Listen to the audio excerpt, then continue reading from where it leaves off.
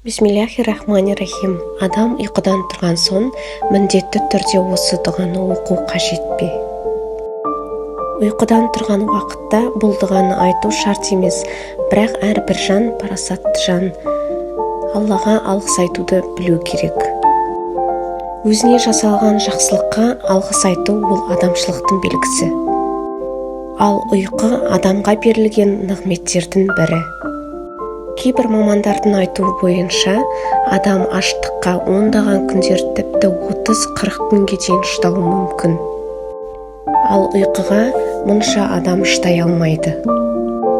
Тіпті белгілі сағаттардан кейін адам еріксіз ұйқыға кетеді. Себебі адамның жаны, тәні, жалпы ағзалары демалуы қажет. Ұйқы сол үшін жаратылған. Алла өз рахметімен сендерді түнде тынықсын, күндіз Алланың кеңшілігін іздесін және шүкіршілік қылсын деп күндіз бен түнді жаратты. Адам ұйқыда жатқан уақытта көрмейді, сезбейді және естімейді. Яғни оның белгілі бір дәрежеде түйсіктері тоқтайды.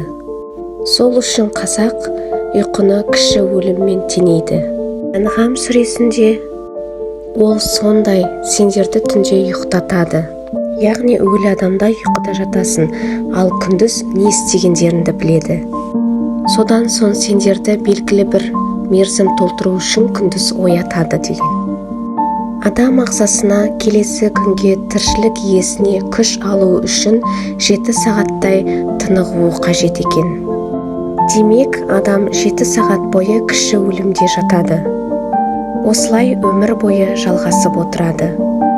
Логикалық тұрғыдан қарағанда адам кіші өлімге кеткен уақытта оянбай қалуы әбден мүмкін.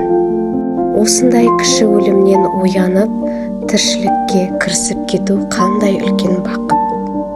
Мұсылман осы нығметі үшін таңертең оянған соң жаратушыға өз нығметін айтады, яғни шүкіршілік етіп, осы дұғаны айту қажет. Жалпы бұл дұғаны айту сүннет. Ендеше барлығымыз Аллаға шүкір етіп, осы дұғаны бірге айтайық.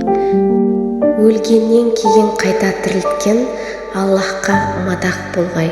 Өлгеннен кейін қайта тірілуіміз тек оған ғана тән.